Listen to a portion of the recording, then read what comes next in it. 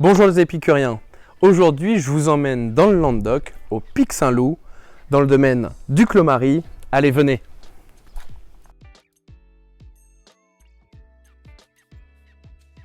Bonjour Christophe. Salut Max.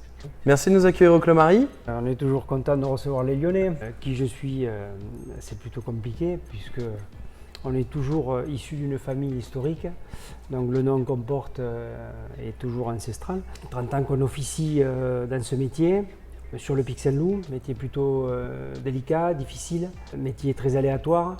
Toujours délicat parce que comment motiver un jeune aujourd'hui en lui disant tu seras un vigneron demain parce que le métier est plein d'amour et de passion. Ça devient de plus en plus compliqué. On a vécu 25 ans de bonheur dans les vinifications, dans les années faciles. Et là, il y a 7 ou 8 ans que les années sont plus compliquées et il faut jouer avec tout. Donc en fait, voilà qui on est vigneron au milieu de cette appellation qui est très jeune, qui est très belle par son dynamisme, ses vignerons, le lieu aussi. On n'est pas sur des plaines de vignes, c'est extrêmement fracturé avec une topographie différente, une géologie extrêmement perturbée, que ce soit du tertiaire ou du quaternaire, où ça a énormément bougé et qui en fait aujourd'hui le terroir de l'appellation. Appellation très dynamique, le Pic Saint-Loup n'est pas vieux. On commence à parler de lui dans les années 85. Alors en 85, les AOC Coteaux du Languedoc se mettent en place sous la tutelle de Pierre Clavel à l'époque. Et le Pic Saint-Loup, promu dans le rang de ces quelques appellations, Picpoul-le-Pinet que vous devez connaître, la Clappe, faisait partie de ces 12 crus d'appellation qu'avaient mis en avant les Coteaux du Languedoc. Et quand il a fallu en 85 passer en AOC, on nous a fermé la porte. Les Coteaux du Languedoc ont dit en 85 non, l'appellation n'a pas la capacité de pouvoir accéder à une notion d'appellation d'origine contrôlée. Et là, on a fait triste mine parce que la région commençait à se battre pour effectivement mettre ses vins en avant. Et la région étant extrême, Piémont-Sévenol, compliqué au niveau de sa climatologie, pluviométrie, vendange plus tardive, des cépages peut-être un peu moins adaptés, il y a 35-40 ans de ça. J'ai la chance d'officier depuis une trentaine d'années, enfin 30 ans maintenant, 30 ans cette année. Sur 30 ans, je constate des choses différentes au niveau de cette climatologie. Je donne 3 exemples qui sont assez faciles à comprendre. On a changé de variété de cépage. On a introduit un cépage qui est majeur chez vous, qui est la Syrah. Il y a les rendements qui ont baissé en 30 ans. On a vu les rendements pratiquement divisés par 2. On a vu la notion de maturité sur les degrés aussi évoluer. Rien que par ces 3 exemples que je viens de te citer, qui sont que des exemples techniques ou variétals, ou induits par l'homme, la Syrah c'est nous qui l'avons implantée majoritairement dans notre appellation, et qui a fait évoluer effectivement cette idée qu'on peut avoir de réchauffement climatique, mais qui n'en est pas une là. Mais bon voilà, on essaye toujours de s'adapter. On dirait que c'est plus facile aujourd'hui quand tu as 30 ans de métier, ce qui n'est pas énorme.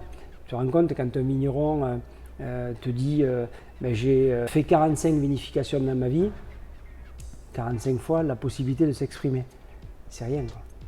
Quand tu fais une vinification par an et que pendant 6 mois tu as mené tes raisins et que tu n'as la possibilité de t'exprimer qu'une fois par an, il vaut mieux pas se louper. Aujourd'hui tu es en bio et je sais que tu travailles en biodynamie mais sans avoir l'appellation biodynamie. La bio est un fait chez nous. Je pense qu'aujourd'hui, l'appellation dans laquelle je suis, tout le monde devrait y être. Mais ce n'est que mon avis. Je conçois que mes amis vignerons bourguignons ou de chez toi, en Hermitage ou en Creuse, la climatologie est bien plus compliquée. Quand le vigneron se décide d'être en bio, c'est beaucoup plus difficile, le combat est beaucoup plus compliqué pour lui. Nous, on a quand même une certaine souplesse climatique qui fait qu'on arrivera toujours à tirer notre épine du pied. La biodynamie, c'est notre univers. J'ai quelques millésimes biodynamistes 100%. Ça part de 2002 et ça va jusqu'à 2010. On élimine toutes les bordures de ce qui peut être intrants fabriqués. On ne travaille vraiment qu'avec des huiles essentielles, avec des plantes que l'on un associé, etc., où on fait des décoctions avec, où on fait des infusions, voilà. Bon. Mais j'ai cette période effectivement où on peut goûter des millésimes qui sont purs biodynamistes. Mais j'ai mixé les deux aujourd'hui. J'ai débuté mon métier grâce à d'autres vignerons. Je suis allé les voir, on a lié d'amitié. J'ai la chance d'avoir une manne de copains vignerons avec qui j'ai beaucoup échangé et beaucoup évolué. Et changé ma façon, ma vision de voir les choses. D'abord, je pense qu'être vigneron, tout le monde ne l'est pas. Tu le deviens au fil du temps, au bout de 30-40 ans, où tu as autour de toi mis tout un panel de savoir. Mais ce métier-là se construit. Et je voulais en venir là parce que je pense qu'en plus notre métier, quand il est bien parcouru, doit se transmettre.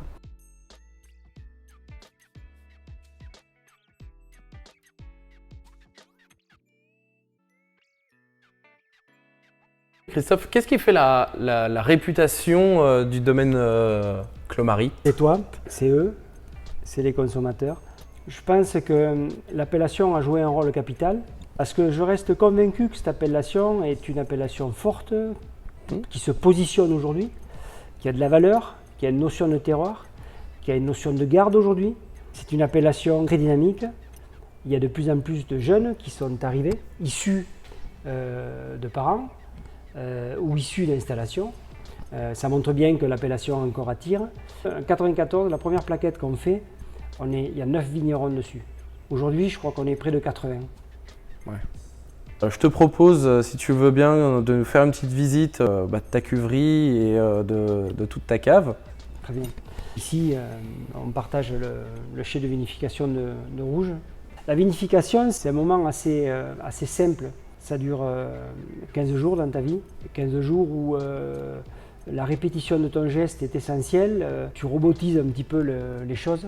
Et le plus gros de ton travail sera été en amont dans la dégustation que tu auras fait de ta matière première. Quelle est cette matière première, de quel millésime elle est issue, de quelle identité elle fait foi et comment tu vas l'appréhender dans la cave. La fermentation alcoolique, quand elle a démarré, elle est inarrêtable. Il y en a qui vont durer 4 jours, d'autres qui vont durer 10 jours en fonction du millésime, d'autres qui vont durer un peu plus longtemps, 15 jours. Mais voilà, ça va relativement assez vite. Bien souvent, on met la vinification comme étant la partie majeure de notre métier. C'est faux. C'est un passage obligé où on transforme les sucres en alcool. Et donc ce lieu-là est un lieu assez simple. Tu travailles avec 3 types de cuves, béton, bois et inox. Oui, alors ça, les cuves inox derrière, ce ne sont pas des cuves pour la fermentation, ce sont des cuves pour les assemblages. Et après, donc bois, béton, mais je sais aussi que tu travailles aussi avec des amphores. Oui, il n'y a pas de technicité de vinification et qu'on va donc partager.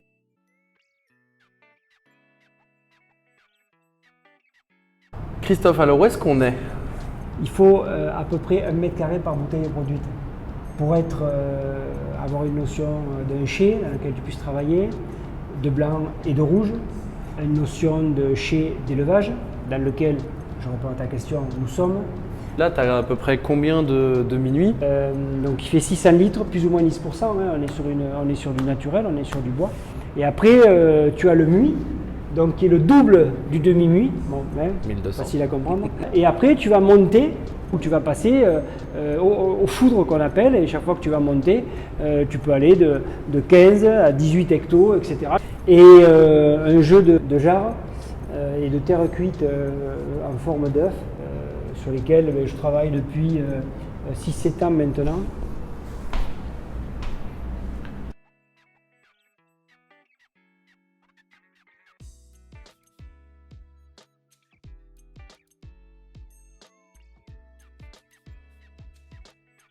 On est dans le chai de préparation de tout ce qui est commande, étiquetage. Et puis la vinification des blancs aussi, parce que c'est un endroit qui est climatisé. Donc là, on met les pressoirs pour le pressurage des blancs. Et le blanc est une fois pressé et débourbé d'une certaine façon à froid, ici au domaine. Et la vinification se produit dans des demi-muits, des petits tronconiques et de la cuverie béton.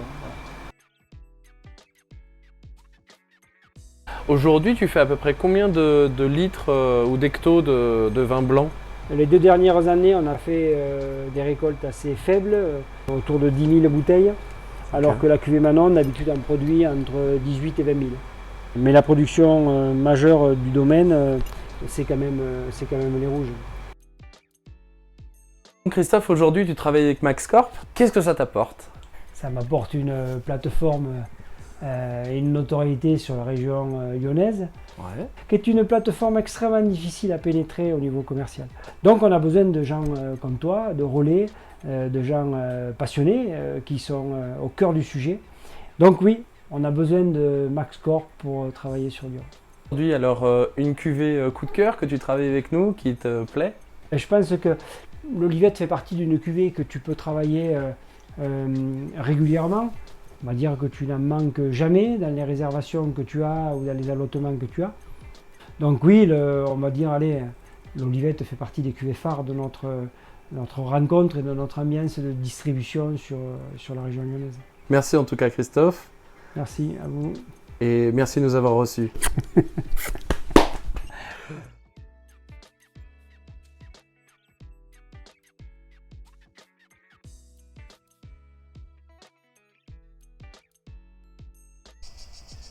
En Languedoc, on est plus proche des 4 ou 5 000 pieds.